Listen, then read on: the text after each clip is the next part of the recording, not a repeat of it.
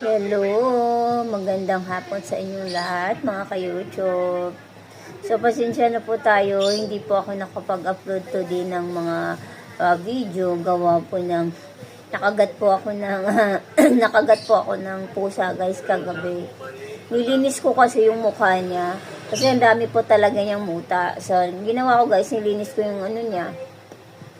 Nilinis ko yung mata niya. So, biglang sinunggaban yung daliri ko, guys. So, namaga siya. So, after kung makagat po ng pusa, guys. So, parang kagabi, sobrang init ng katawan ko. Tapos, yung kabila kong side dito, namamanhid siya, guys. Tapos, parang nahihilo ako. So, medyo delikado talaga. So, nung nakaraan kasi, guys, na ano din ako ng aming pusa. Yung nanay nang nakakagat sa akin. So, parang didma-didma lang ako. So, yung kailangan talaga pala natin. Once na nakagat po tayo ng ating mga alaga or aso or pusa, guys, need po talaga natin magpa-anti-rabies kahit kalmot man yan.